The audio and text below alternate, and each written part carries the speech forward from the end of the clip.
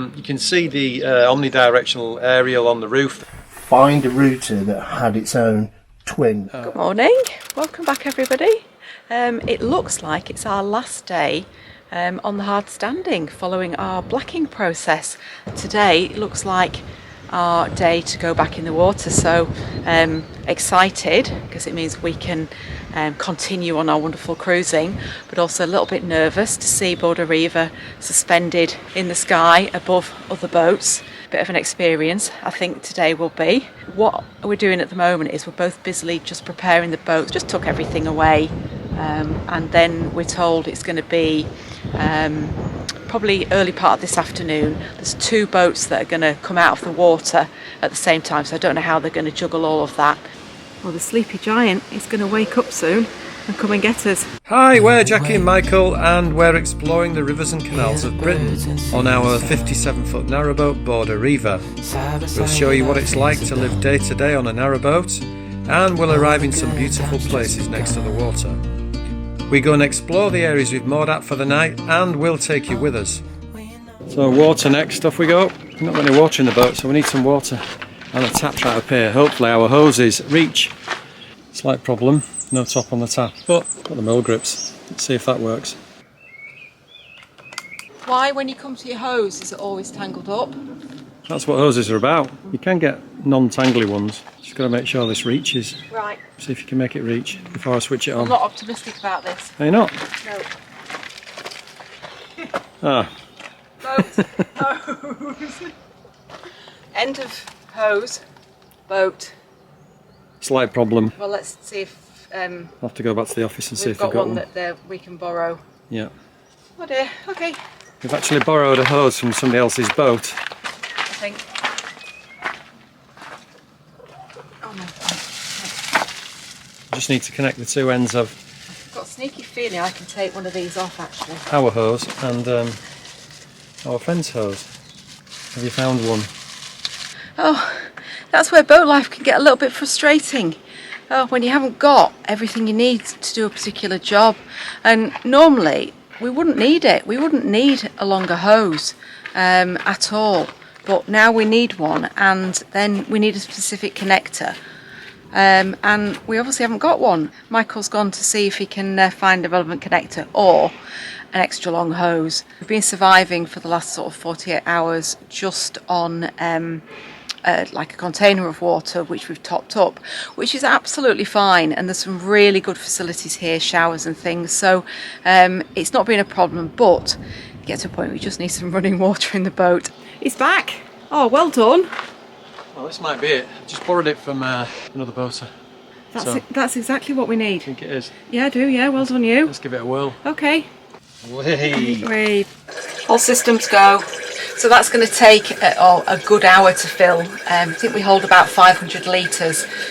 As I suspected, the wind's picking up. Let's hope it's got a really tight grip of us when it lifts us up. Afternoon. We've not gone anywhere. You'll notice we're still here. We're not being put back in the water yet, so I'm going to do a quick investigation. Exciting! I think we've got action stations. I think the crane is being prepared as we speak. Michael's just undoing the electric. Just said I think we're on.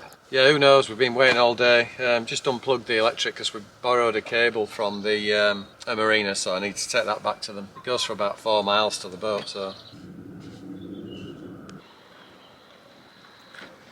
That's it. The ladder's gone. No way up now. You ready? I'm ready. I'm not driving the crane though. No, so no. There's not a lot we can do. No. Oh, here it comes. Oh yeah. Oh gosh, it's coming. It's coming. Oh, we're gonna have to move in a minute. Yep. Are you scared? Yeah. Don't be scared. Yeah. Scared, Nothing's yeah. Gonna happen. All our hard work though. So that goes over the top of the boat. You can see the straps hanging from the bottom of it. They go underneath the boat and then they just lift it out of the water. It's a huge thing.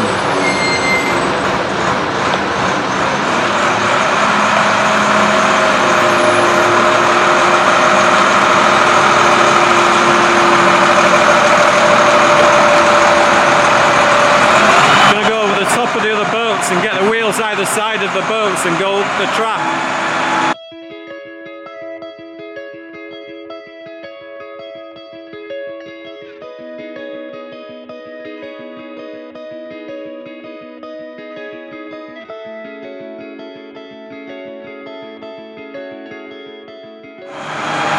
So you just see Border Reiver there, just there.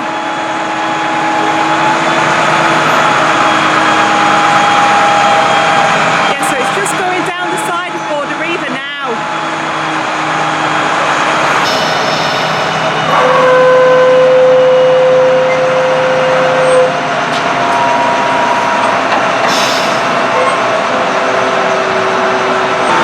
So I think they're just positioning the, scary. Oh yeah, they're just positioning those things over the top of her so they can then put these straps underneath.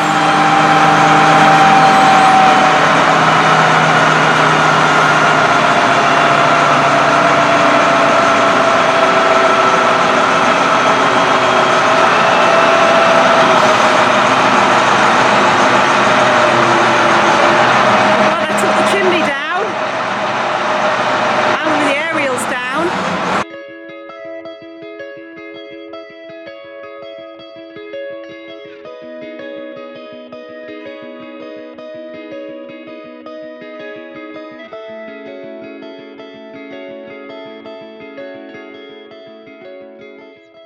Look how close that wheel is to that boat. And then if you look at the top, you can see the person sat in the little cage. So she's going. She's off the ground. Yeah, she is off the ground. So she's about, what, 4 foot off the ground?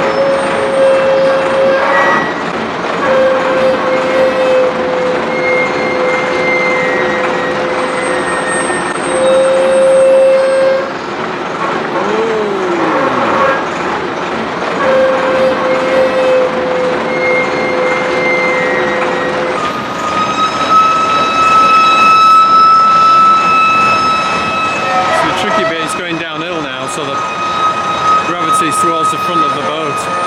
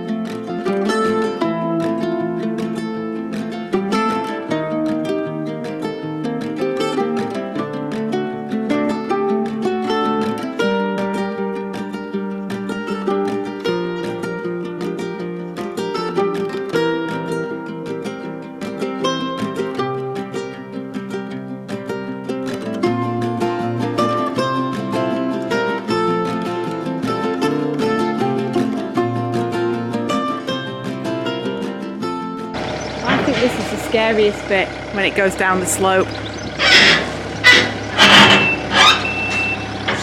There's the canal, look.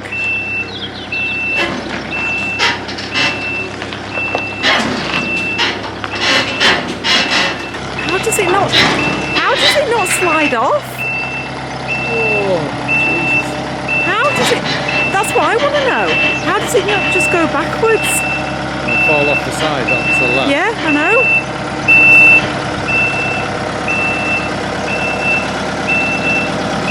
Gravity and science. So this is the next part of the process. We're going to be strapped up again with straps underneath us, and then they're going to manoeuvre us over to the left and drop us in the water. And look, there's Border Reiver's natural habitat. We've got Michael and James. So same process, they repeat it. Drop those down, put some straps underneath, and then lift us.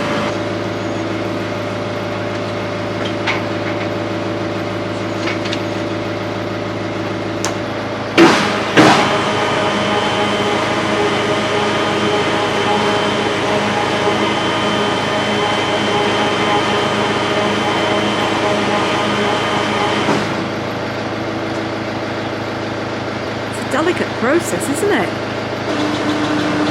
Oh, moving.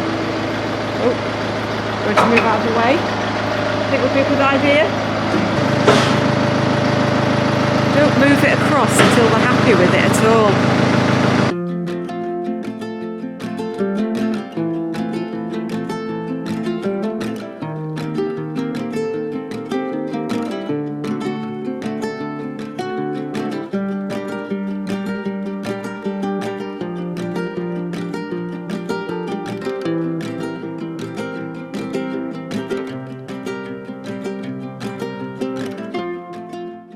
Look, we're floating. Look. If I push the boat, it moves. Just backing off the bay now. Now we're just taking the boat over the two strops now that we're put in place to lift us. You can just see them there. So the boat's just gone over those, and they're right down in the water. That's it. Perfect. So I think Michael's just going to do a turn around, so we're pointing in the right direction because we're going to go north on the Grand Union to continue on our adventure. I think we're looking pretty smart. It needs a really, really good wash. The superstructure is filthy. I suppose one of the perils of being on the hard standing with a lot of work was going on around us as well. I should probably have warned him if anything was coming, but it's quite quiet on the canal now. Tea time. Just coming back into space now. Nice turn. Cheers to being back in the water.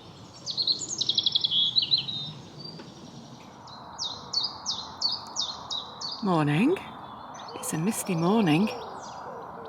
You can nearly see that boat down there. Morning! So we're just leaving the place where we blacked the boat, and we're going onwards, northwards. Should be good, looking forward to it. Weather's quite nice. Let's go see what happens.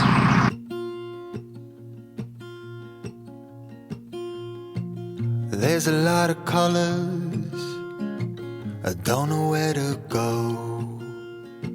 See a lot of colors, only feeling blue.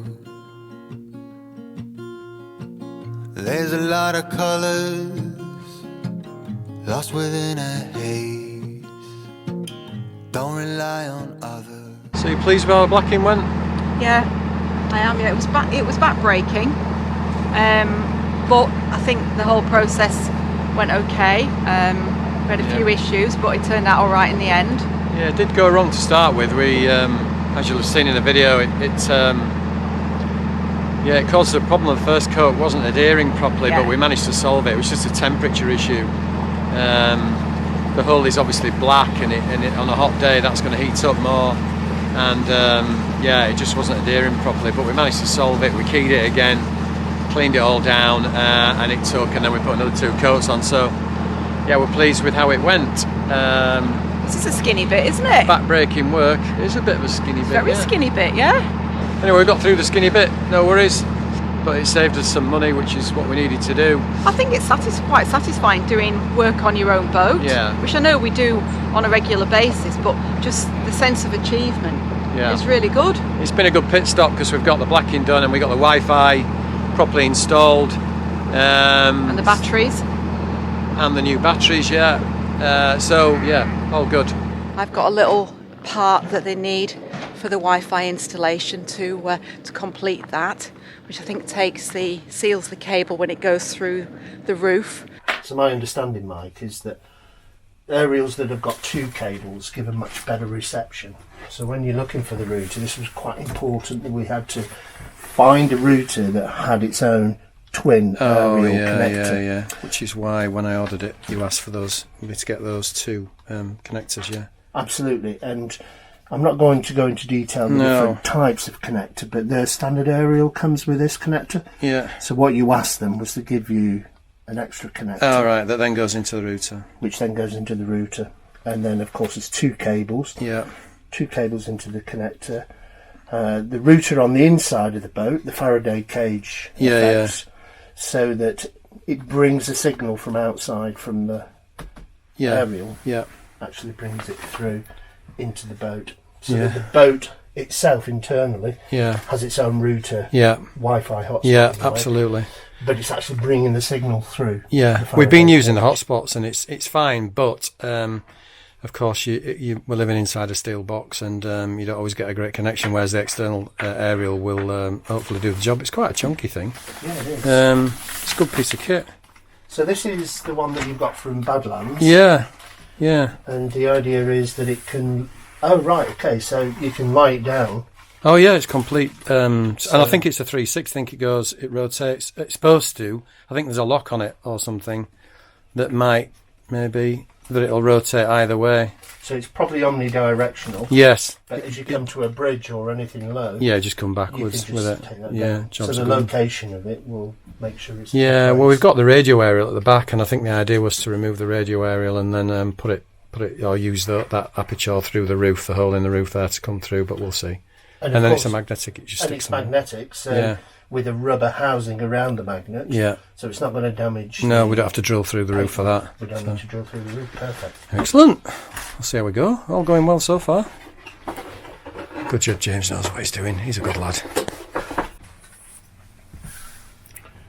Okay then, so looking at your power demands for the router, with the aerial connected, looking on the plug, saying 0.4 amps per hour on 230 volt. Yeah. And that's the input, i.e. 3-pin plug like normal. Yeah.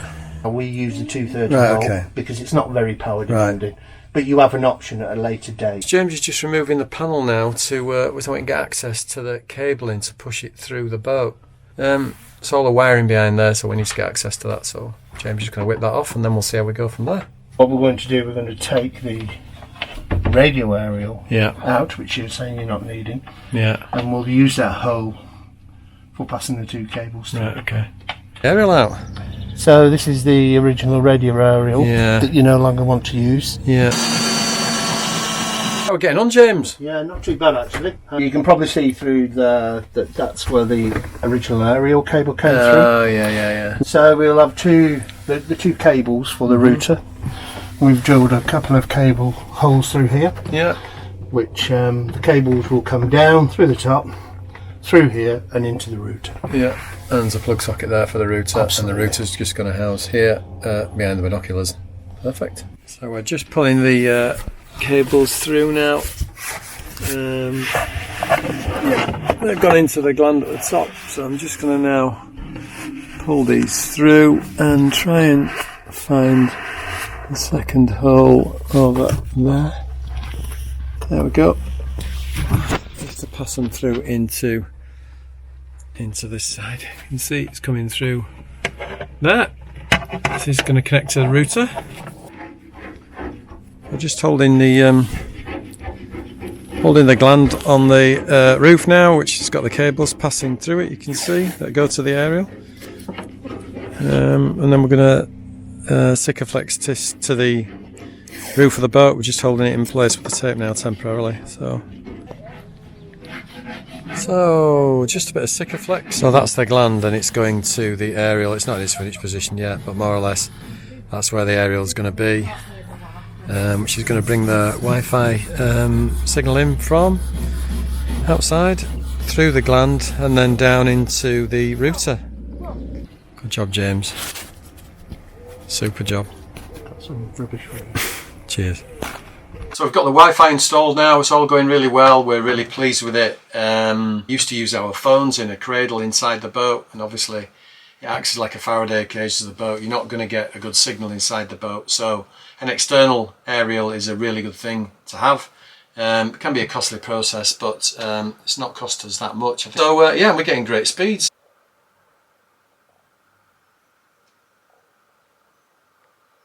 So we're more than happy with it. I'll just show you the router. There's the router working really well. Just plugged it into a power source. We would run it when we switch the inverter on, so it's a 230 volt. It is 12 volt capable, but we've decided to go to the 230 route. So we just turn the inverter on, and yeah, just like being at home in a house, although this is our home. So you can see the omnidirectional aerial on the roof there. It's on a magnetic mount. It folds down when we're going, so it can fold back towards us, so it's not going to get caught in any trees or whatever. If we need to point it, it'll swivel round 360 and point in any direction we want. And we've just run the wires, the cables underneath the cover here, and through a gland on top of the boat, and then down into the cupboard where all our fuses and all our electrical equipment is, and then it's wired through directly to the router. So yeah, more than pleased with it. Just putting some conduit around the cables to hold them from the aerial in place underneath the cover on the side, and then that's the job done. So, see it going on like a snake. James just asked how we've been getting on with it, and we said over the last couple of days we've been using it, and it's been absolutely brilliant. So looking forward to cracking on again now. It's hard when you miss, you're not moving, so yeah. But yeah, we're on the move again, so all good.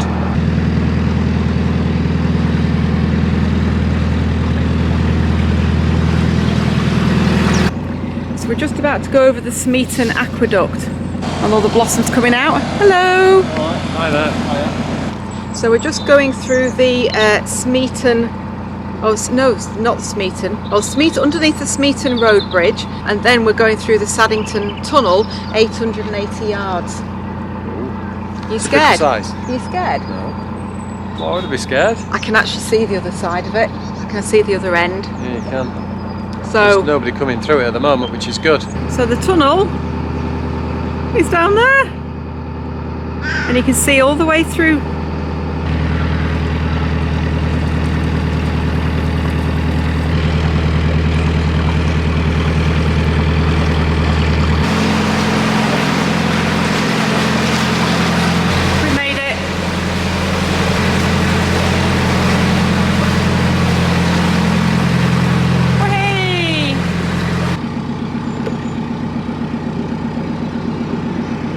First look for today. Not quite ready. We'll be in a minute, I think. Thanks for that.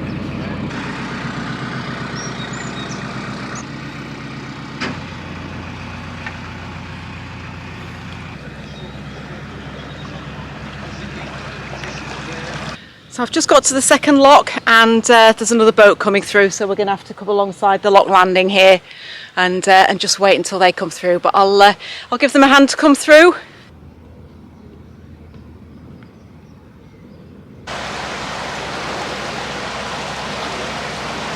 So I think Michael and I are going to swap over in this lock. Yeah, so that's the second of the 5 done, and there's some beautiful teepees here. Aren't they gorgeous? Who'd like to stay in a house like that? We're going down. 4th lock of the day. Michael's doing this one. He keeps inspecting our blacking and our paintwork. I know it. And Oh yeah, really good point. He's just pointing at the windlass. He's taken the windlass off the lock gate. Ah, you see. He does learn.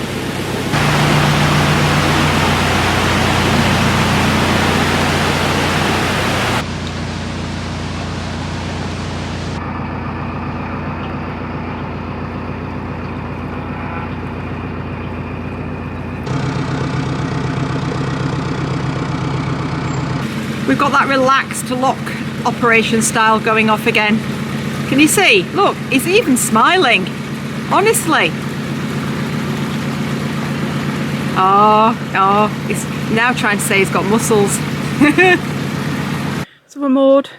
Found a nice little spot. Yeah, beautiful views behind us there into the rolling hills, and that's the that'll be where we've come down, coming down those 5 locks.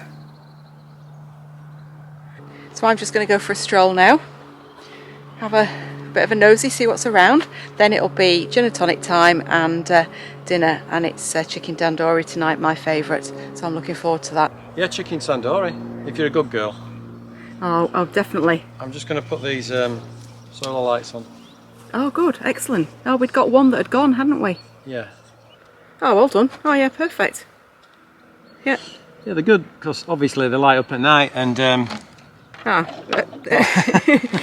Whoops. Maybe a bit more DIY needed on that one. Might need another cable tie on the boat. Yeah. Okay. Oh, no, that's up.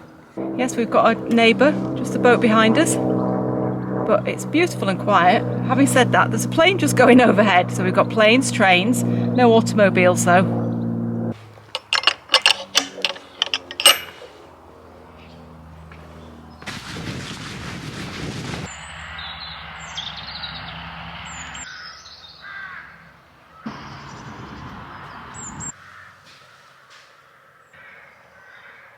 Ringing ropes up there.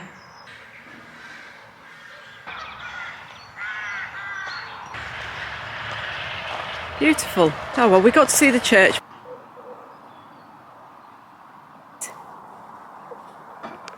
We've got chicken tandoori tonight, my favourite.